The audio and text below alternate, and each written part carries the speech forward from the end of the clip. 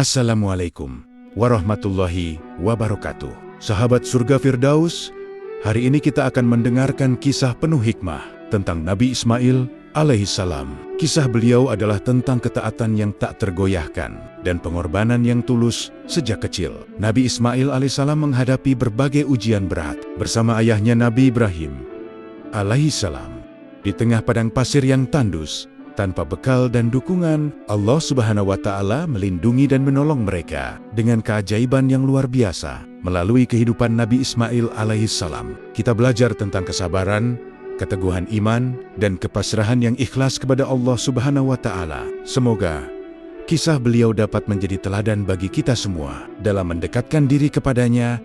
Sahabat surga Firdaus, sebelum kita masuk ke kisah utamanya, kami mohon agar Anda menonton video ini hingga akhir, supaya tidak terjadi kesalahpahaman. Jangan lupa untuk memberikan like, subscribe, dan tinggalkan komentar jika ada yang perlu diluruskan dari kisah kali ini.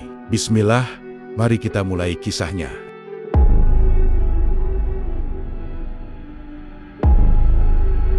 Nabi Ibrahim tetap melanjutkan dakwahnya di jalan Allah Subhanahu wa Ta'ala. Nabi Ibrahim mencurahkan tenaga dan upayanya untuk membimbing kaumnya. Nabi Ibrahim berusaha menyadarkan mereka dengan berbagai cara.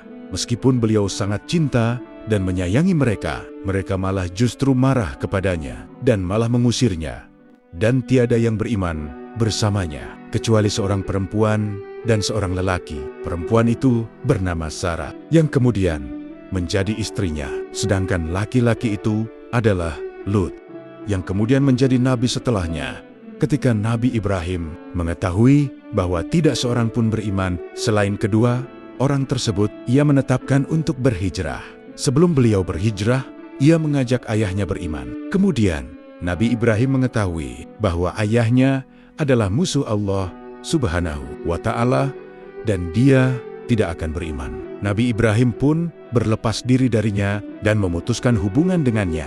Melalui kisah tersebut, Allah Subhanahu wa Ta'ala memberitahukan kepada kita bahwa hubungan satu-satunya yang harus dipelihara dan harus diperhatikan di antara hubungan-hubungan kemanusiaan adalah hubungan keimanan, bukan hanya hubungan darah.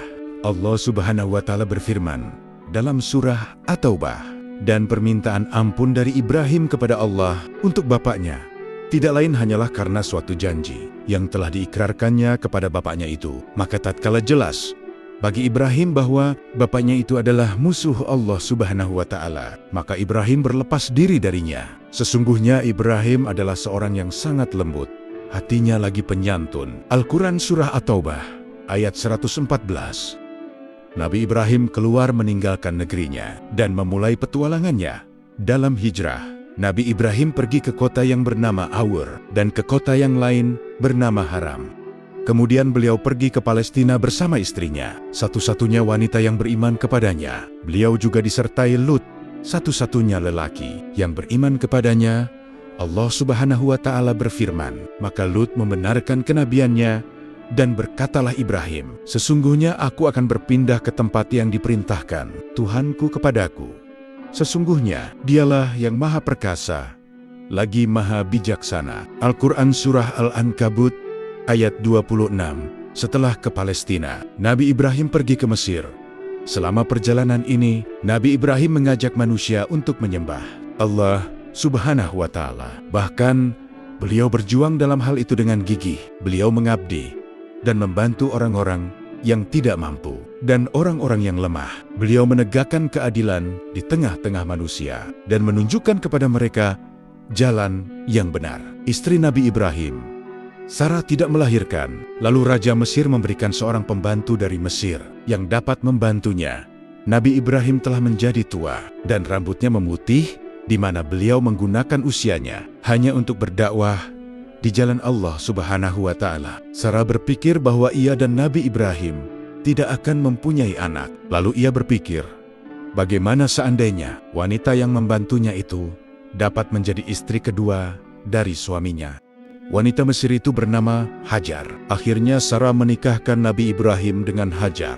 Kemudian Hajar melahirkan anaknya yang pertama, yang dinamakan oleh ayahnya dengan nama Ismail. Nabi Ibrahim saat itu menginjak usia yang sangat tua. Ketika Hajar melahirkan anak pertamanya Ismail, Nabi Ibrahim hidup di bumi Allah Subhanahu wa Ta'ala dengan selalu menyembahnya, bertasbih dan menyucikannya. Kita tidak mengetahui berapa jauh jarak yang ditempuh Nabi Ibrahim dalam perjalanannya. Beliau adalah seorang musafir di jalan Allah Subhanahu wa Ta'ala, menyadari bahwa hari-hari di muka bumi sangat cepat berlalu. Kemudian ditiupkan sangkakala, lalu terjadilah hari kiamat, dan kemudian hari kebangkitan. Pada suatu hari Nabi Ibrahim bangun, lalu beliau memerintahkan istrinya, Hajar, untuk membawa anaknya bersiap-siap untuk melalui perjalanan panjang. Setelah beberapa hari, dimulailah perjalanan Nabi Ibrahim bersama istrinya, Hajar beserta anak mereka, Ismail. Saat itu Ismail masih menyusu pada ibunya. Nabi Ibrahim berjalan di tengah-tengah tanah yang penuh dengan tanaman, melewati gurun dan gunung-gunung. Kemudian beliau memasuki tanah Arab. Nabi Ibrahim menuju ke suatu lembah yang di dalamnya tidak ada tanaman, tidak ada buah-buahan, tidak ada pepohonan, tidak ada makanan, dan tidak ada air. Lembah itu kosong dari tanda-tanda kehidupan. Nabi Ibrahim sampai ke lembah. Lalu beliau turun dari atas punggung hewan tunggangannya. Lalu beliau menurunkan istrinya dan anaknya dan meninggalkan mereka di sana. Mereka hanya dibekali dengan makanan dan sedikit air yang tidak cukup untuk kebutuhan 2 hari. Ketika beliau mulai meninggalkan mereka dan berjalan, tiba-tiba istrinya segera menyusulnya dan berkata kepadanya, "Wahai Ibrahim, kemana engkau pergi? Mengapa engkau meninggalkan kami di lembah ini? Padahal di dalamnya tidak terdapat sesuatu pun." Nabi Ibrahim tidak segera menjawab, dan ia tetap berjalan. Istrinya pun kembali mengatakan perkataan yang dikatakan sebelumnya, namun Nabi Ibrahim tetap diam. Akhirnya si istri memahami bahwa Nabi Ibrahim tidak bersikap demikian, kecuali mendapat perintah dari Allah Subhanahu wa Ta'ala. Kemudian si istri bertanya, "Apakah Allah Subhanahu wa Ta'ala memerintahkannya yang demikian ini?" Nabi Ibrahim menjawab, "Benar." Istri yang beriman itu berkata, "Kalau begitu, kita tidak akan disia-siakan." Nabi Ibrahim menuju ke tempat di suatu gunung. Lalu beliau mengangkat kedua tangannya untuk berdoa kepada Allah Subhanahu wa Ta'ala, "Ya Tuhan kami, sesungguhnya aku telah menempatkan sebagian keturunanku di lembah yang tidak mempunyai tanam-tanaman, di dekat rumah Engkau, Baitullah yang dihormati." Al-Quran Surah Ibrahim ayat 37. Saat itu Baitullah Ka'bah belum dibangun. Terdapat hikmah yang tinggi dalam perjalanan yang penuh dengan misteri ini. Ismail ditinggalkan bersama ibunya di tempat ini. Ismail lah yang akan bertanggung jawab bersama ayahnya dalam pembangunan Ka'bah. Hikmah Allah Subhanahu wa Ta'ala menuntut untuk didirikannya suatu bangunan di lembah itu, dan dibangun di dalamnya Baitullah, di mana kita akan menuju ke sana dan menghadap kepadanya saat kita salat. Nabi Ibrahim meninggalkan istrinya dan anaknya yang masih menyusu di padang Sahara. Ibu Ismail menyusui anaknya dan mulai merasakan kehausan. Saat itu matahari bersinar, sangat panas, dan membuat manusia mudah merasa haus. Setelah 2 hari, habislah air dan keringlah susu si ibu. Hajar dan Ismail merasakan kehausan, dan makanan telah tiada, sehingga saat itu mereka merasakan kesulitan yang luar biasa. Ismail mulai menangis kehausan, dan ibunya meninggalkannya untuk mencarikan air. Si ibu berjalan dengan cepat hingga sampai di suatu gunung yang bernama Syafa. Ia menaikinya dan meletakkan kedua tangannya di atas keningnya untuk melindungi kedua matanya dari sengatan matahari. Ia mulai mencari-cari sumber air, atau sumur, atau seseorang yang dapat membantunya, atau kafilah, atau musafir yang dapat menolongnya, atau berita. Namun semua harapannya itu gagal. Ia segera turun dari Syafa, dan ia mulai berlari dan melalui suatu lembah, dan sampai ke suatu gunung yang bernama Marwah. Ia pun mendakinya, dan melihat apakah ada seseorang, tetapi ia tidak melihat ada seseorang. Si ibu kembali ke anaknya, dan ia masih mendapatinya dalam keadaan menangis, dan rasa hausnya pun makin bertambah. Ia segera menuju ke Syafa dan berdiri di atasnya. Kemudian ia menuju ke Marwah dan melihat-lihat. Ia mondar-mandir, pulang dan pergi antara 2 gunung yang kecil itu sebanyak 7 kali.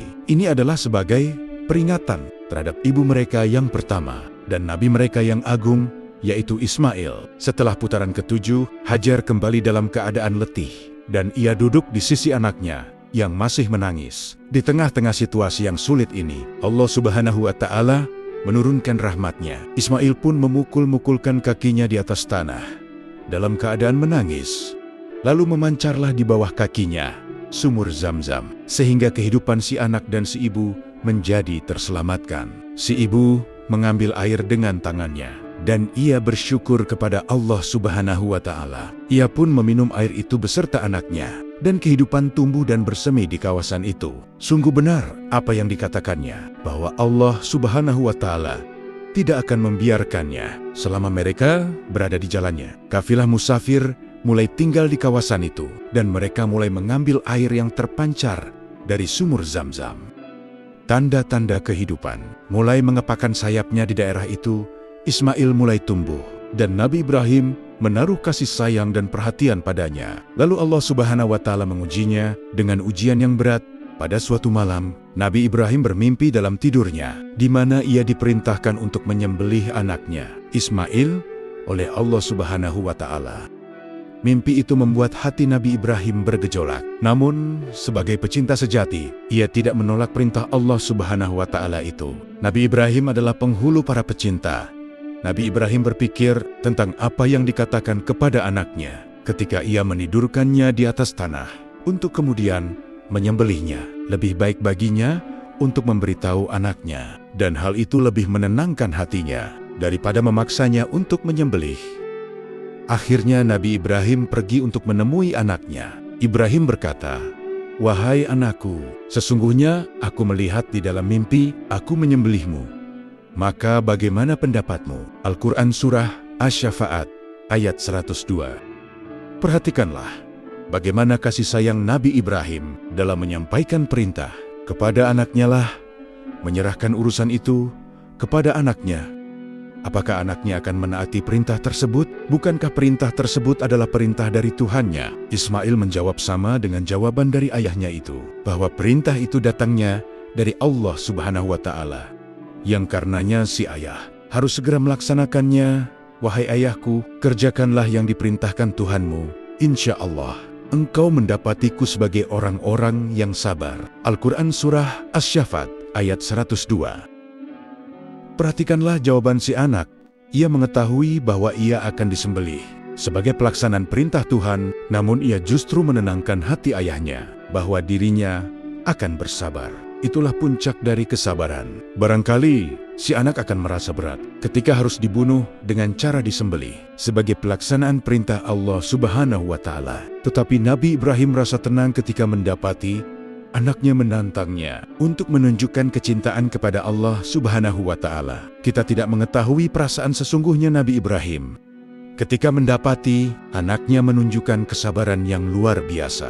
Allah Subhanahu wa Ta'ala menceritakan kepada kita bahwa Ismail tertidur di atas tanah dan wajahnya tertelungkup di atas tanah sebagai bentuk hormat kepada Nabi Ibrahim, agar saat ia menyembelihnya, Ismail tidak melihatnya atau sebaliknya.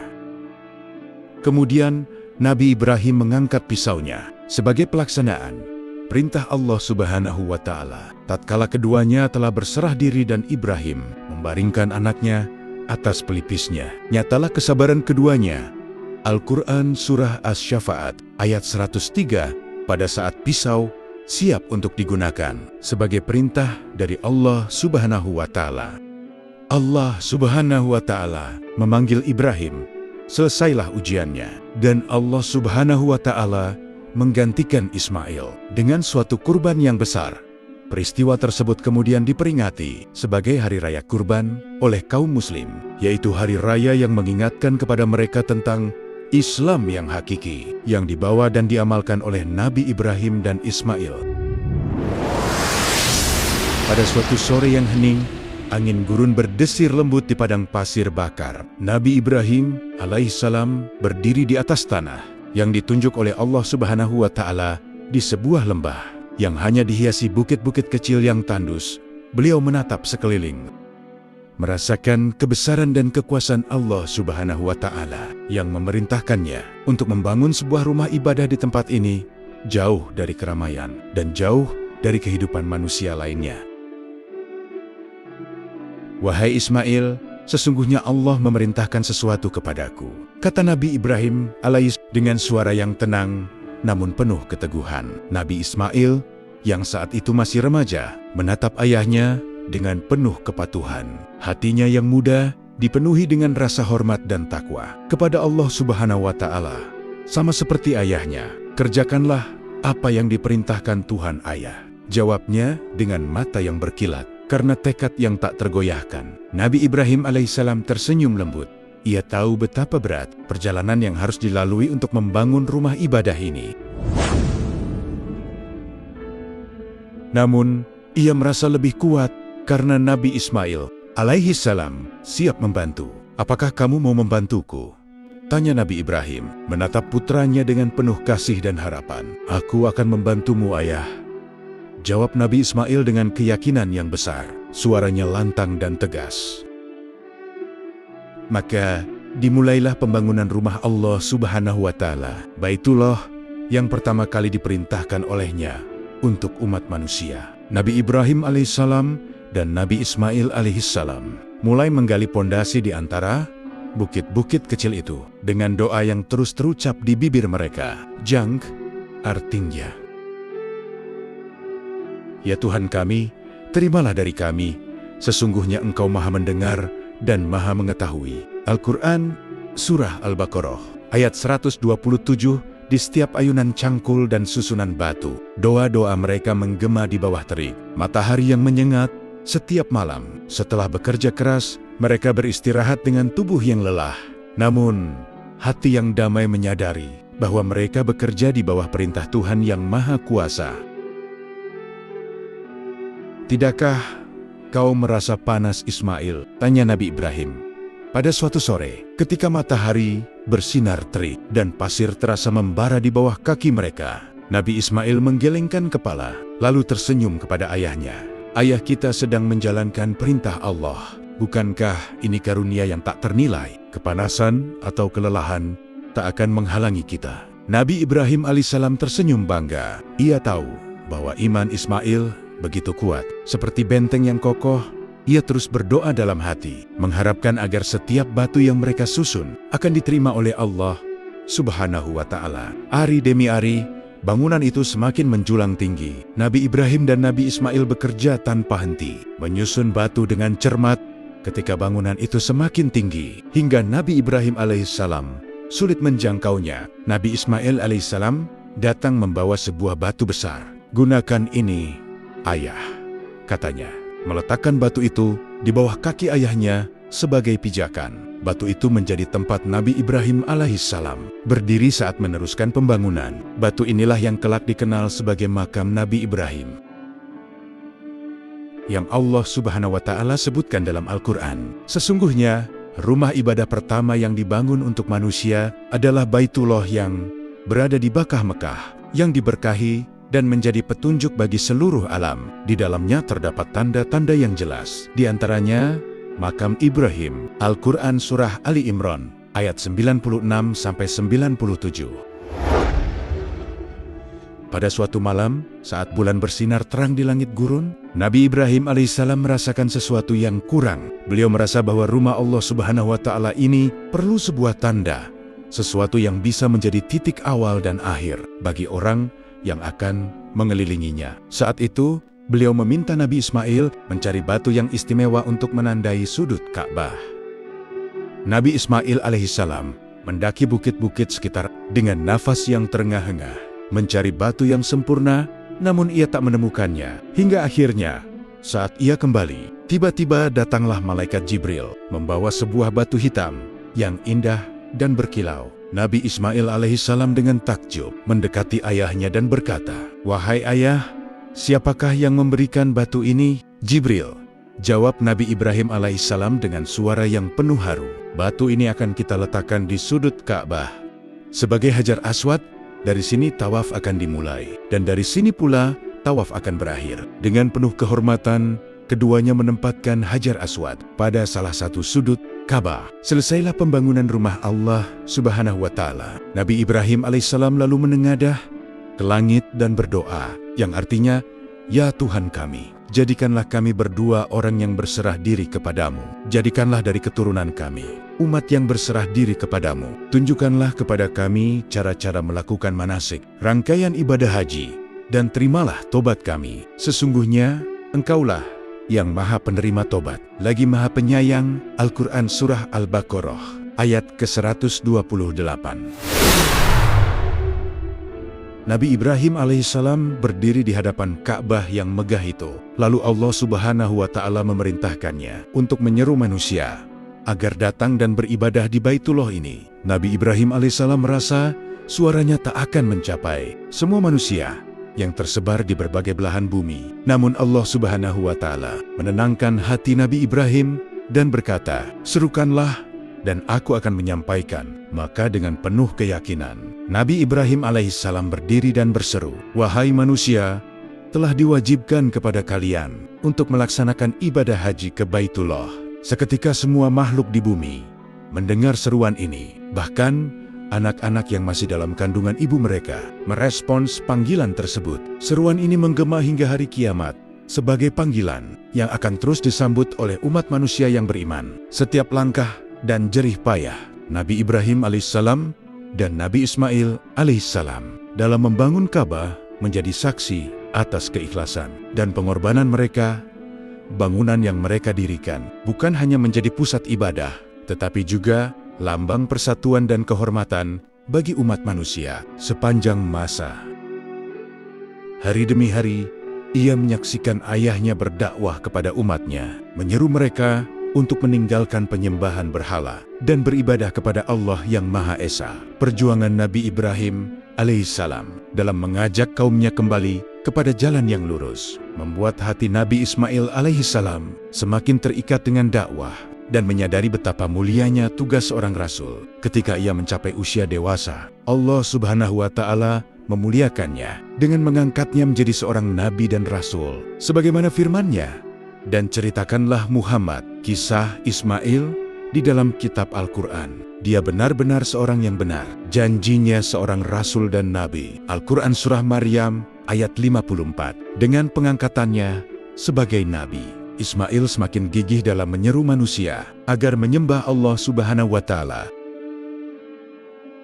Setiap hari, di tengah kerasnya kehidupan di Mekah, ia menyampaikan pesan-pesan ketauhidan kepada orang-orang yang berkerumun di sekitar Ka'bah yang telah dibangunnya bersama ayahnya. Kata-katanya begitu tegas, namun penuh kelembutan, menunjukkan kebijaksanaan seorang nabi yang mencintai kaumnya. Setelah Nabi Ismail alaihissalam wafat, ajaran tauhid yang telah ia sampaikan kepada kaumnya masih terjaga selama beberapa generasi. Kaumnya termasuk suku-suku Arab yang mendiami Mekah tetap menyembah Allah Subhanahu wa Ta'ala, mengikuti tradisi yang diwariskan oleh Nabi Ibrahim alaihissalam dan Nabi Ismail alaihissalam. Ka'bah yang telah dibangun bersama ayahnya tetap menjadi pusat ibadah dan simbol keesaan Allah Subhanahu wa Ta'ala. Namun, seiring berjalannya waktu, ikatan masyarakat dengan ajaran tauhid mulai pudar. Tanpa kehadiran seorang nabi yang membimbing, sebagian masyarakat mulai menyimpang dari ajaran tauhid yang murni. Hal ini semakin menjadi ketika seorang pemimpin suku yang disegani, Amr bin Luhai, memperkenalkan praktik baru yang akan mengubah keyakinan mereka selamanya. Amr bin Luhai adalah tokoh berpengaruh dari kalangan Quraisy yang melakukan perjalanan ke Syam Suriah. Di sana ia menyaksikan masyarakat menyembah patung-patung dan berhala. Terpesona dengan kepercayaan mereka, Amr meyakini bahwa patung-patung ini memiliki kekuatan magis yang dapat membawa keberkahan dan perlindungan. Ketika ia kembali ke Mekah, Amr bin Luhai membawa beberapa patung dari Syam, termasuk patung bernama Hubal. Dengan penuh keyakinan, ia memperkenalkannya kepada masyarakat Mekah. Berkata, patung-patung ini akan mendekatkan kita kepada Tuhan. Mereka akan melindungi dan memberikan berkah kepada kita. Awalnya hanya sedikit yang tertarik. Namun, seiring waktu, pengaruh Amr yang besar berhasil meyakinkan banyak orang untuk ikut menyembah patung-patung tersebut.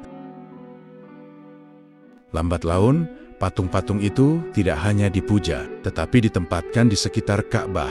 Bahkan, di dalamnya, Ka'bah rumah suci yang dibangun oleh Nabi Ibrahim alaihissalam dan Nabi Ismail alaihissalam untuk menyembah Allah Subhanahu wa Ta'ala, kini dipenuhi berhala yang justru merusak kesuciannya. Tradisi menyembah Allah yang esa semakin tergerus oleh penyembahan berhala yang terus meluas. Ada beberapa sebab utama yang melatar belakangi kemerosotan ajaran tauhid di kalangan masyarakat Mekah.